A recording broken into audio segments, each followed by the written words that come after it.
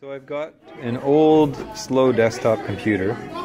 I have Ubuntu 15.04 on my USB and my long antenna. Now if I'm not using my long antenna, I'm going to use an Ethernet cable and make sure that I put this onto the internet while I'm imaging so that the image downloads updates while it's being installed. So the first thing I'm going to do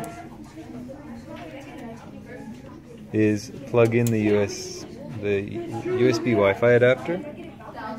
So it has to go right into the USB port in the back, and then plug in the USB with the image on it.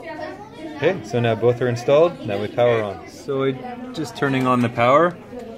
Then you need to push F10. So we'll push enter to go into English, and then go to storage, boot order. So we're looking for boot order. Push enter to select the CD-ROM. We're going to get that out of the way. Push enter after you've arrowed up and down to move it. Make sure USB is first and then hard drive second. Then push F10, go to file, and then click save and change. F10 to save, and it will automatically boot from the USB. Okay, so now you're going to see the little icon on the bottom of the screen. And the screen will gray out, turn this interesting color, and then you'll see the install as supervisor. Click install Ubuntu,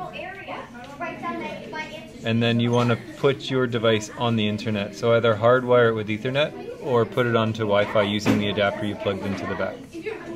Now the next step, you need to click download updates while installing, and then install third party. Then click continue. This may take a minute or two, just be patient, let it load. When it advances to the next screen, it's going to ask if you want to erase the current image. In this case, I'm going to erase the disk and install Ubuntu.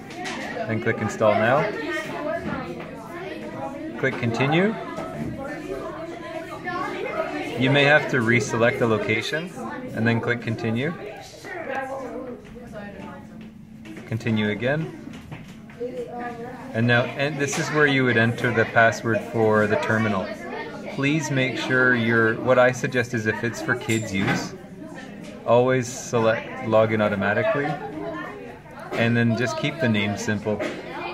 So we've entered our username, password, and login automatically, then click continue. At this point, we just let the operating system load on its own, and you'll know when it's finished because it will tell you it's finished. And then you would need to click restart, pull the USB, and then push enter. And that's it. The next thing you would do is just close this off. You don't want to do any updates. Click on the sprocket, and then we're going to update. The only thing that we really need to finish is the language update, because for some reason that affects the way Firefox works. So go to language support, and it's going to look for available updates. We make sure that they run, download them, and then close this off. So install, enter your password, and then download them. So you can see it's closed. Click this off, and then click once on software and updates. Then select updates, and then switch it to never. And then switch the notifications also to never, and then click close. X that off. Once that's done, the next thing I do for student use is I remove all of these, right-clicking on each one and unlocking them from the launcher, because nothing's going to be stored on the device. And then launch Firefox. Then once Firefox is launched, I like to change the background or the desktop splash screen of the image to make it look a little bit more cool for the kids. So I've created a short link. It's bit.ly, so bit.ly/Ubuntu images 1.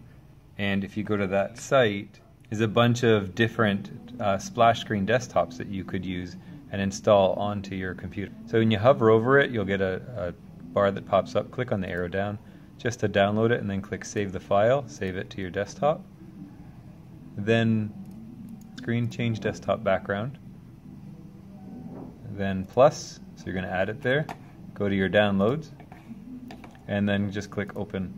And it'll quickly add that onto your desktop. We can close the browser and have a look. So you can see that that's now the new splash screen on the desktop. Okay, when you're going to download the drivers for the mini USB adapter, you have to push Control, Alt, and T. And when you push Control Alt and T, you're going to get the terminal, the Ubuntu or the Linux-based terminal.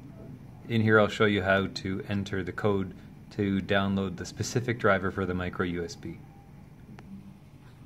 Okay, so the first line of code that you need to enter to identify the driver and download it is sudo apt add repository, and then the repository is Thopicar MT7601. So you type that whole line of code in and then just push enter.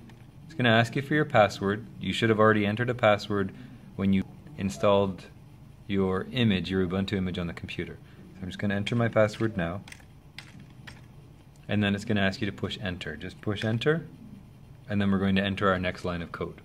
Okay, the next line of code is sudo apt-get update. And once you type that in, then just push enter, and it's going to update anything necessary for this driver. You know it's finished when you get your cursor back. Okay, now it's done, and we're going to put in our last line of code. Okay, the last line of code is sudo apt-get install MT7601-sta-dkms. Okay, and that's it. So you enter that line of code, push enter. It'll ask you yes or no.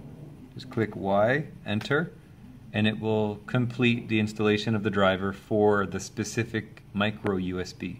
If you're using the longer antennas, instead, the longer antennas will not require driver installation. They already have built-in drivers, so it's simple plug and play for any Linux system. But to save money, this micro USB is actually pretty great. It's about half the price of the longer antenna one. And when this is finished, you're going to get your cursor back, then just type the word exit and then push enter.